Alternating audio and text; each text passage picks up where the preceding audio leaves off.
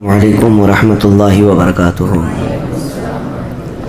الحمد للہ الحنان المنان الذي خلق الانسان وعلمه البیان والصلاة والسلام على رسوله سید الانس والجان وعلى آلہ واصحابہ ذوی الخیر والاحسان، اما بعد فاعوذ باللہ من الشیطان الرجیم، بسم اللہ الرحمن الرحیم۔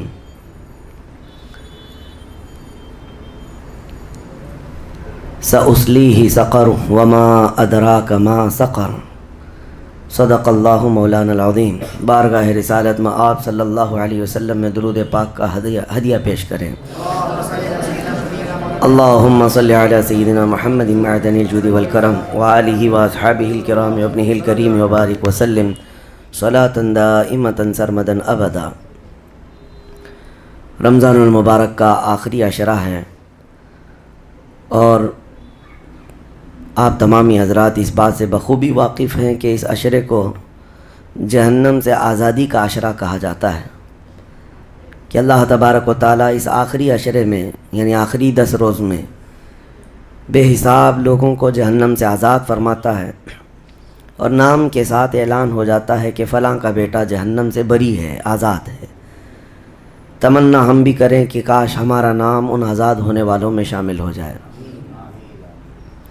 عزیزان گرامی، جہنم کیا ہے اور اس سے آزادی مل جانا کیا یہ آسان چیز ہے؟ کیا یہ ایک نارمل چیز ہے جس کو سننے کے بعد کسی کو خوشی نہ ہو؟ پہلے تو یہ پتہ ہونا چاہیے کہ یہ جہنم ہے کیا۔ اگر اس کے صفات اور اس کی تمام چیزیں بتا دیے جائیں تو جینے میں کڑواہٹ آ جائے۔ جبرائیل امین علیہ الصلاۃ والتسلیم نے حلفیہ طور پر اللہ کے نبی صلی اللہ تعالیٰ علیہ وسلم سے ساری چیزیں بیان کی ہیں۔ جہنم کے طبقات کیا ہیں، اس کی وادیاں کیا ہیں، اس کے عذابات کیا ہیں۔ مصطفیٰ کریم صلی اللہ تعالیٰ علیہ وسلم نے ارشاد فرمایا، جہنمیوں میں جو لوگ ہوں گے ان کا صرف ایک ڈاڑھ کا دانت جو ہے احد پہاڑ کے برابر ہوگا، اور ان کے بیٹھنے کی جگہ مکہ اور مدینے کے درمیان جو سپیس ہے تقریباً سمجھ لیں 450 کلومیٹر، ایک جہنمی کے بیٹھنے کی اتنی بڑی جگہ ہے۔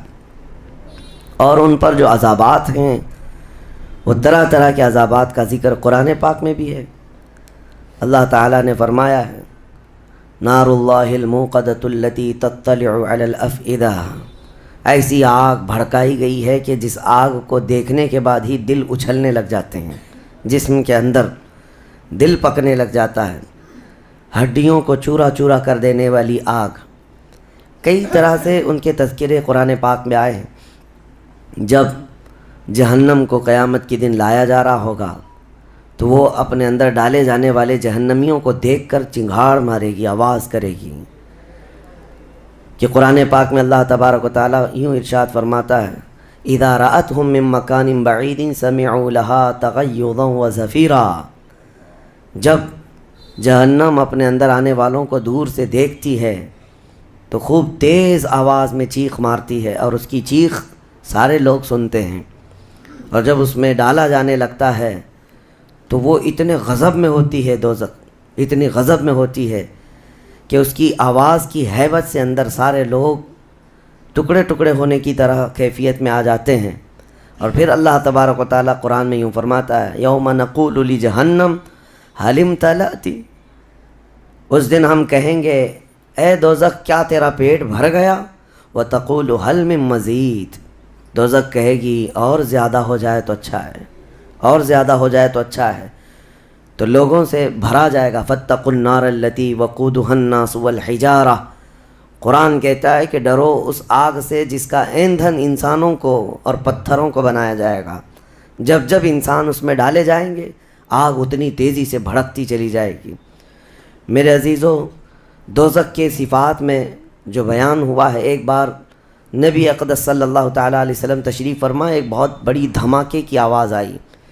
صحابہ سے حضور نے پوچھا، کیا تم نے یہ آواز محسوس کی، کیا ہے؟ صحابہ نے عرض کیا، اللہ اس کے رسول بہتر جانتے ہیں۔ نبی اکرم صلی اللہ تعالیٰ علیہ وسلم ارشاد فرماتے ہیں، آج سے 70 سال پہلے جہنم کے منہ سے ایک پتھر گرایا گیا تھا، اس کی تہ میں اب جا کر کے وہ گرا ہے۔ یعنی جہنم کے اوپر سے اگر کوئی چیز گرائی جائے تو اس کے تہ میں جانے میں اسے 70 سال لگ جائیں، جبکہ یہ فرمایا گیا کہ آسمان جو آپ دیکھ رہے ہیں، یعنی یہ بادل نہیں، آسمان جو حقیقی آسمان ہے، آسمان سے اگر زمین پر کوئی چیز گرا دی جائے تو صبح سے شام سے پہلے پہلے پتھر نیچے پہنچ جائے گا، جبکہ آسمان اور زمین کے بیچ کا فاصلہ 500 سال کا بتایا گیا، گھوڑے کی مسافت کا حدیث پاک میں۔ تو یہ جو مسافت ہے اس میں ایک دن کے اندر ایک پتھر پہنچ سکتا ہے، اور دوزخ کے اندر پہنچنے کے لیے 70 سال لگ جاتے ہیں، تو اس کی گہرائی کا اندازہ کیا ہوگا، وہ کتنی گہرائی ہوگی۔ مولا علی کرم اللہ وجہہ الکریم نے یہ بیان فرمایا حدیث میں کہ اس جہنم کے 7 طبقے ہیں اور 7 دروازے ہیں، ہر ایک میں الگ الگ قسم کے لوگ ڈالے جائیں گے۔ مشرکین کا دروازہ الگ ہے، منافقین کا الگ ہے، کفر کرنے والوں کا الگ ہے، اور اس کے علاوہ جو ہمیشہ رہنے والے تو یہ ہو گئے، پھر جو عذاب چکھنے والے ہیں، چغل خوروں کا دروازہ ہے، سود خوروں کا دروازہ ہے، زنا کرنے والوں کا دروازہ ہے، چوروں کا دروازہ ہے۔ یہ سب دروازے ان الگ الگ گناہ کرنے والوں کے نام سے وہاں پر مرقوم ہیں۔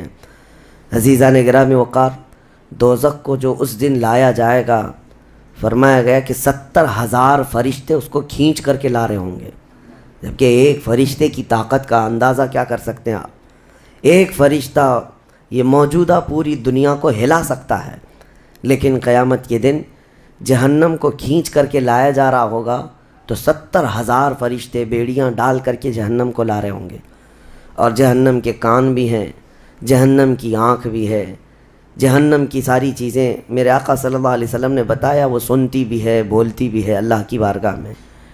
اور جب لایا جا رہا ہوگا، فرشتے گھسیٹ کر کے لا رہے ہوں گے، تو وہ اپنی بھوک کا احساس کرتی ہوگی، چیختی ہوگی، اور اس کی بھوک صرف اور صرف یہی انسانوں سے پوری کی جائے گی، کفاروں، مشرکین اور گنہگاروں سے اس کو بھرا جائے گا۔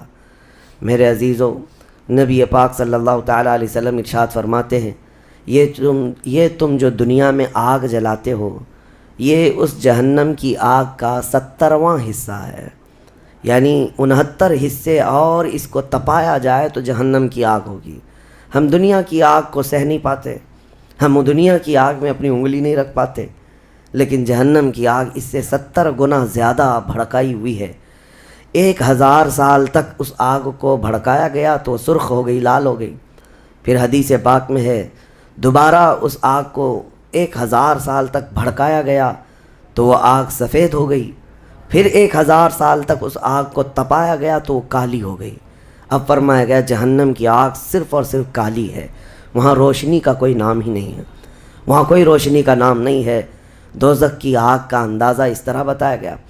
جہنم میں ڈالے جانے والوں کی صفات سورہ واقعہ میں بھی موجود ہے۔ اللہ کریم نے فرمایا کہ جب وہ جائیں گے، اصحاب الشمال ما اصحاب الشمال فی سموم و حمیم و ظل من یحموم لا بارد ولا کریم۔ جب ان کو ڈالا جائے گا، یہ بائیں جانب والے، کیا بائیں جانب والے تم کیا جانو، وہ ایسی خطرناک ہواؤں میں ہوں گے وہاں پر۔ اچھا، 3 طرح کا عذاب بتایا گیا ہے، ایک آگ کا عذاب، ایک دھوئیں کا عذاب، اور ایک ٹھنڈ کا عذاب بھی ہے۔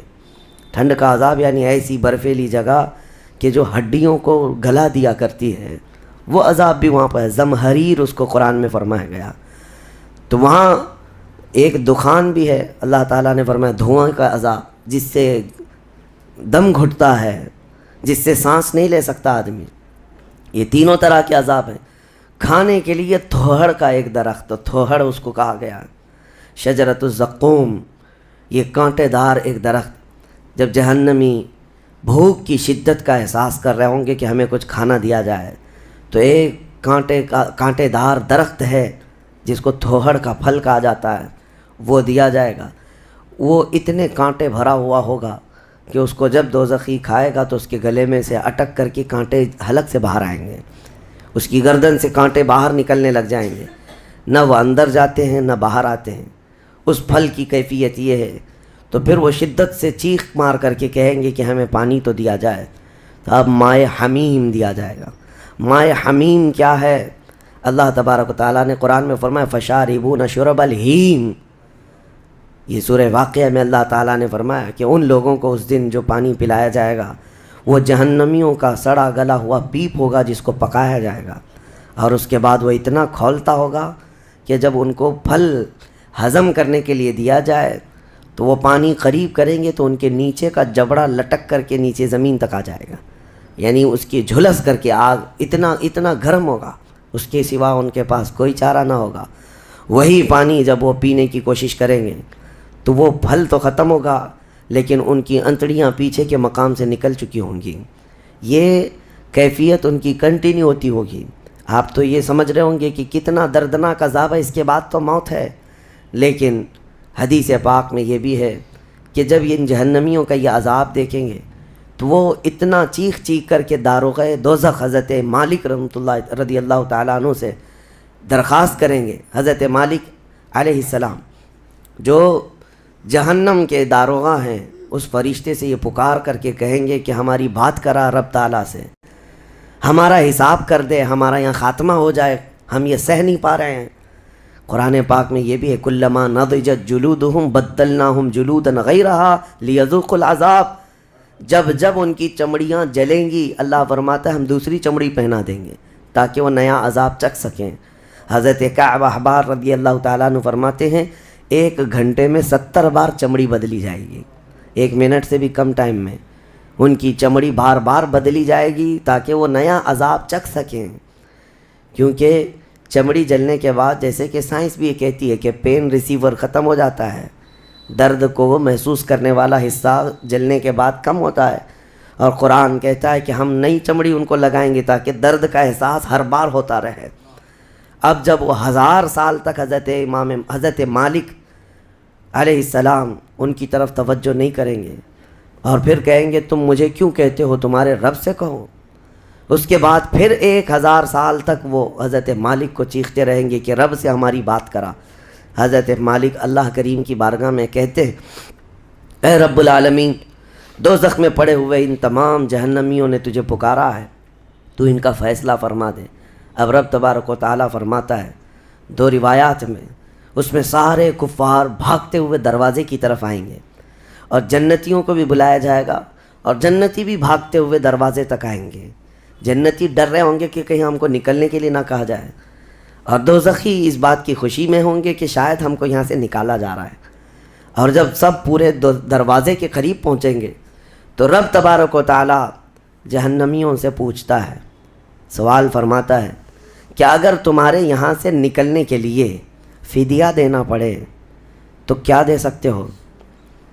تو وہ کہیں گے کہ جتنی بڑی دنیا ہم چھوڑ کر کے آئے، دنیا میں جو کچھ بھی نعمتیں تھیں، جتنا مال تھا، جتنا سونا چاندی، پوری دنیا، مولا اگر یہ دینے کی ہماری طاقت ہو تو ہم وہ سب دے کر کے جہنم سے نکلیں گے، پوری دنیا دے کر کے ہم تیرے دوزخ سے نکلیں گے۔ تو رب تعالیٰ فرماتا ہے میں نے تو اتنا بڑا حکم تم کو دنیا میں نہیں دیا تھا، میں نے تو صرف تم کو ایمان لانے کا کہا تھا، اور تم نے کفر کر کے اتنی بڑی سزا کو اپنے اوپر مسلط کیا۔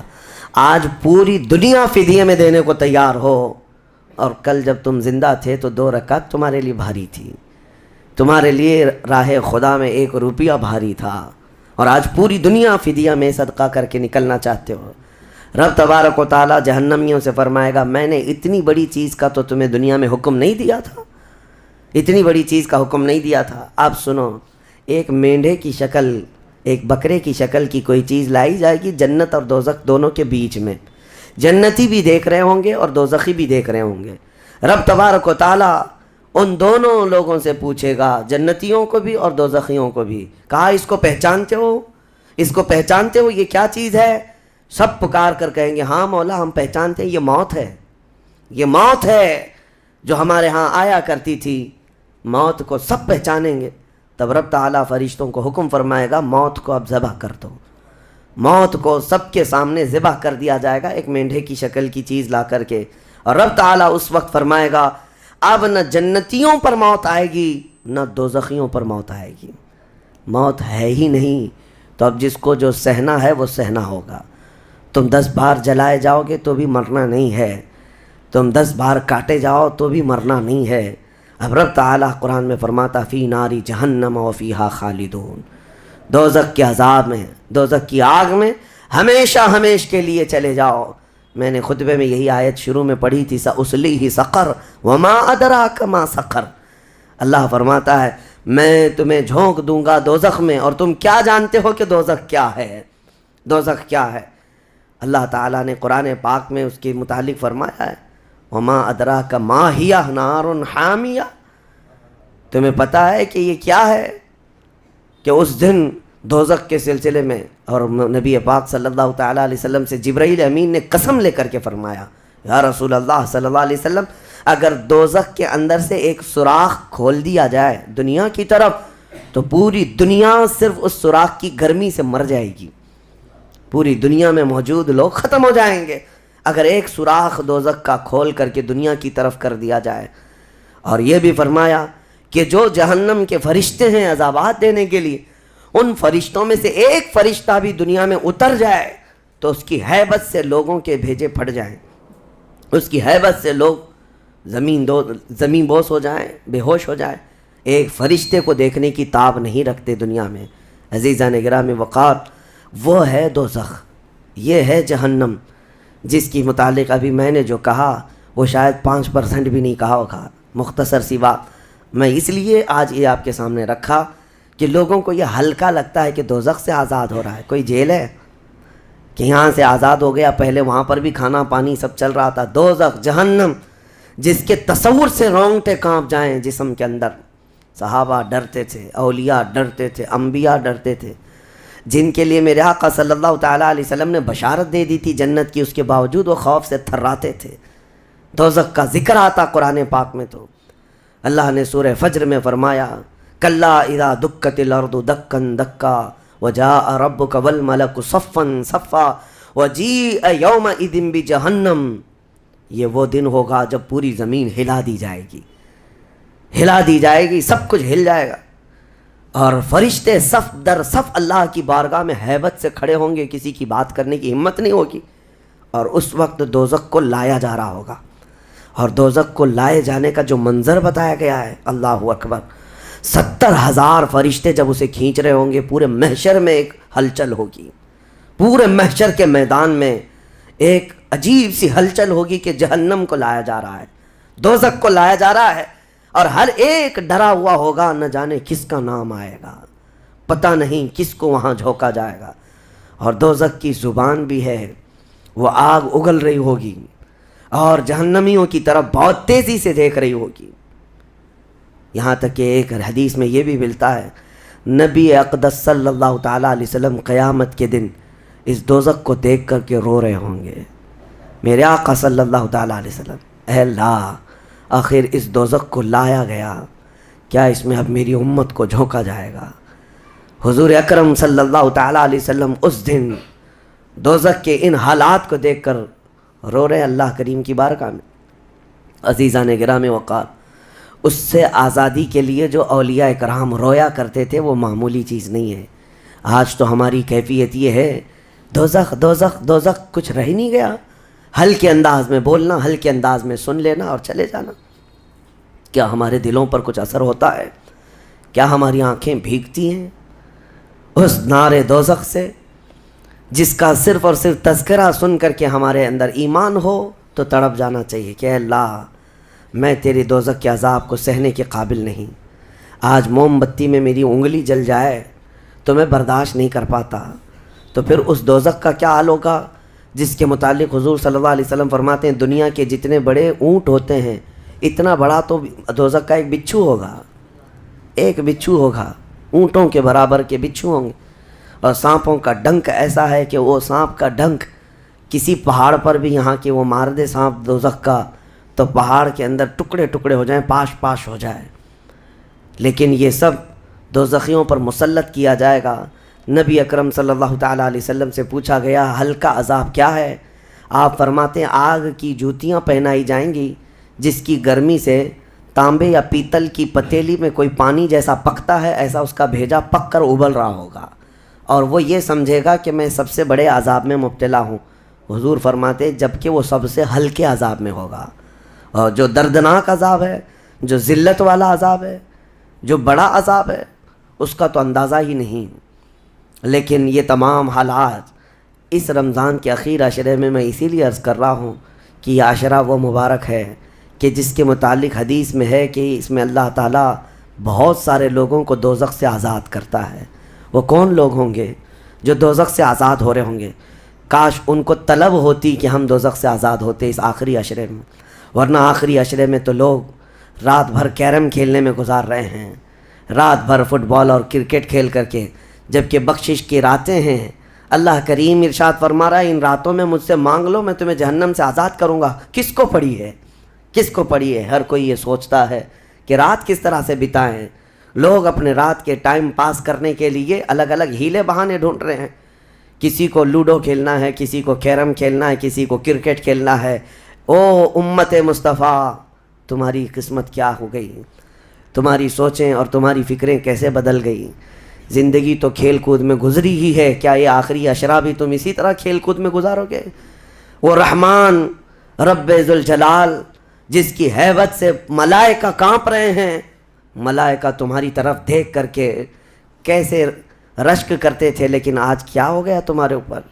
آج بھی ملائکہ دیکھ رہے ہوں گے، اور اللہ کریم روزانہ پکار رہا ہے اس امت کو، لیکن یہ امت اس کی طرف توجہ نہیں کرنا چاہتی۔ کسی کو مانگنا نہیں ہے کہ مولا ہماری بخشش کر دے۔ تراویح میں بھی تو ایسے بھاگتے ہیں جیسے لگتا ہے کہ باہر ان کا سامان چھوٹ گیا ہے، ایسے فوراً مسجد سے بھاگ کر چلے جائیں۔ تمہیں 1 گھنٹہ اللہ کے گھر میں بھاری پڑ جاتا ہے، کوئی حافظ اگر 10 منٹ زیادہ کر دے تو اس کے اوپر بمباریاں ہو جاتی ہیں۔ لوگوں کو ایسا لگنے لگتا ہے جھیلا دیا آج تو اس نے، کس کام میں؟ ارے میرے عزیزو، جو جنتی خواتین کی سردار ہے میرے مصطفیٰ کی بیٹی، سجدے سے سر اٹھاتی تھی صبح کے وقت، پھر یوں کہتی تھی کہ مولا تیری راتیں کتنی چھوٹی ہو گئی کہ میرا سجدہ پورا نہیں ہو پاتا، تیری راتیں کتنی چھوٹی ہو گئی کہ میرا پورا سجدہ نہیں ہو پاتا، اور تم یہاں پر رکعتوں کو گن گن کر کے بھاگنے کی فراق میں ہو۔ دنیا کے ہزاروں کام پڑے ہیں میرے عزیزو، لیکن کیا ہوگا اس دن جب قیامت کے دن فیصلہ سنا دیا جائے؟ اس دن سوائے اس کے کچھ نہیں کہو گے کہ اے اللہ ربنا اخرجنا نعمل صالحا، اے اللہ ہم کو یہاں سے نکال دے، ہم نیک کام کر کے آئیں گے۔ یہ قرآن میں ہے، دوزخی ہر ایک پکارے گا ربنا اخرجنا نعمل صالحا غیر الذی کننا نعمل، پہلے جیسے کرتے تھے ویسا نہیں کریں گے، ہم اچھا کام کر کے آئیں گے، ایک بار ہم کو نکال دے۔ رب تعالیٰ فرماتا ہے کلا، ہرگز نہیں، ہرگز نہیں۔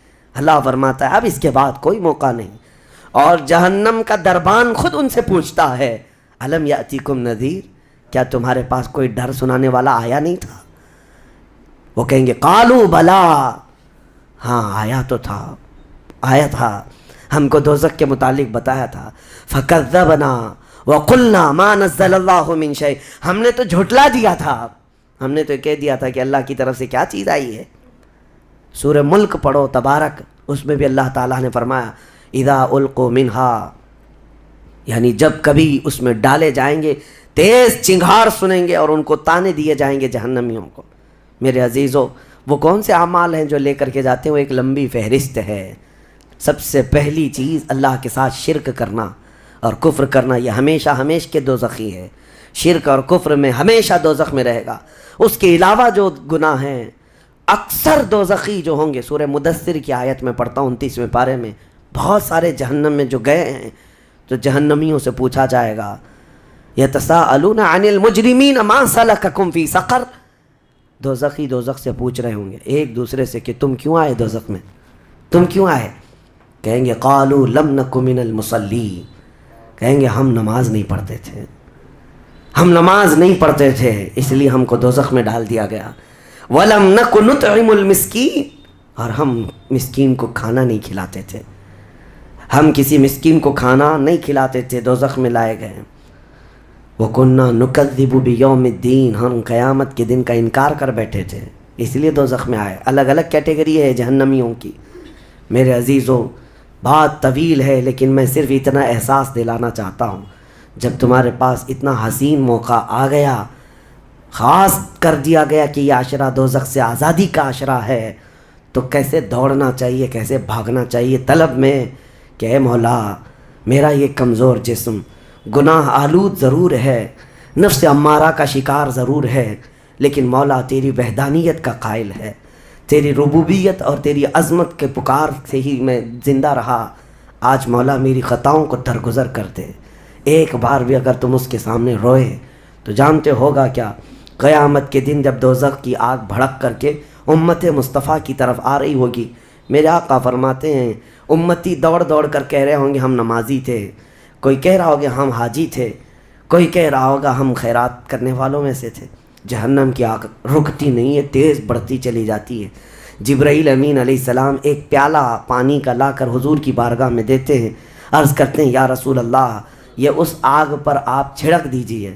نبی پاک صلی اللہ تعالیٰ علیہ وسلم اس پیالے پر جو پانی تھا اس سے آگ کے اوپر چھڑکتے ہیں تو آگ ٹھنڈی ہو جاتی ہے، کافی دور چلی جاتی ہے، امت بچ جاتی ہے۔ حضور پاک صلی اللہ علیہ وسلم ان سے پوچھتے ہیں اے جبرائیل یہ کون سا پانی ہے؟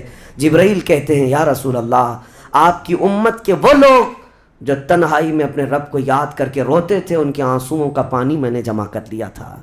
یا اللہ کریم کو بڑا پسند ہے وہ آنکھوں سے نکلا ہوا قطرہ، میں نے آپ کی امت کے ان خشیت ربانی میں رونے والوں کے آنسوؤں کو جمع کیا اور آپ کی بارگاہ میں آج پیش کر دیا۔ اسی لیے فرمایا گیا کہ خوف خدا سے رونے والی آنکھ کو اللہ تعالیٰ دوزخ میں نہیں جلاتا، دوزخ میں نہیں جلاتا۔ ایک آنسو کا قطرہ دوزخ کی آگ کو ٹھنڈا کرنے کے لیے کافی ہے، لیکن جب دل سخت ہو جائے تو کہاں کا آنسو، کون سے آنسو؟ جب دل پتھر کی طرح ہو جائے تو کون سے آنسو؟ ہم کو کس بات کی پڑی ہے؟ ہاں اگر 4 روپیہ گم ہو جائیں تو آنکھیں رونے لگ جاتی ہیں۔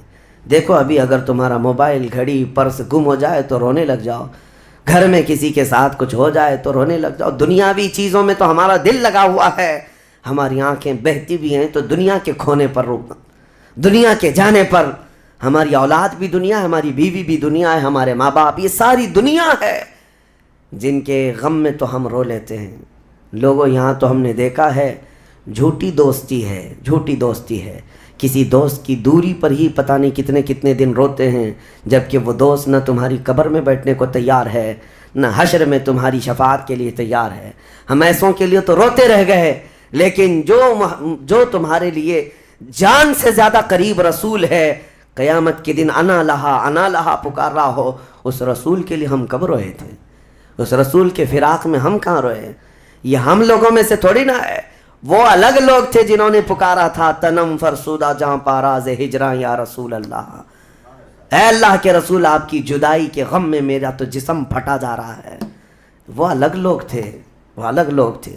آج ہمارے غم کے آنسوں کسی اور کے لیے ہو جاتے ہیں، اسی لیے بدلو میرے عزیزوں، آخری عشرہ ختم ہونے سے پہلے پہلے اپنے آپ کو اللہ کے حوالے کر دو اور کیوں کہو کہ مولا اب ہم میں سے کسی کو یہ نہیں معلوم کہ یہ عشرہ ختم ہونے کے بعد ہماری زندگی میں دوسرا رمضان رکھا بھی ہے یا نہیں پتہ۔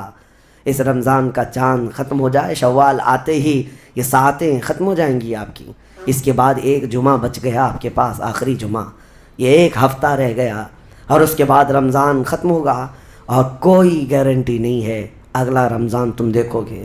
پچھلے رمضان جنہوں نے میرے سے مصافحہ کیا تھا، جو میرے ساتھ بیٹھے تھے، آج وہ قبرستان میں ہیں، میں جانتا ہوں، میں جنازہ اٹھایا ہوں، میں نے جنازہ پڑھا ہے، جو رمضان المبارک میں بالکل صحت مند تھے، لیکن اس رمضان تک ان کی زندگی نہیں رکھی گئی تھی، وہ جا چکے۔ لیکن میں یہ کہتا ہوں جانا تو مجھے بھی ہے، جانا تو آپ کو بھی ہے۔ ہم میں سے یہ نہیں معلوم کہ آخری رمضان کو ہم قدر کے ساتھ گزاریں یا اسی طرح بے قدری میں گزارتے ہیں۔ میں بچوں سے کہتا ہوں یہ پلان کرنا، یہ منصوبے کرنا چھوڑ دو۔ آج کی رات کتنی گپیں لگائیں گے، آج کی رات کتنا کھیلیں گے، آج کی رات ٹائم کیسے بتائیں گے۔ میرے عزیزو آج کی رات سوچو یہ کہ میرے مولا کو کیسے مناؤں گا۔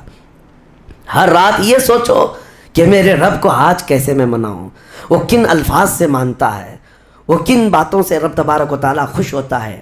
اس تمنا اور اس فراق میں رہو۔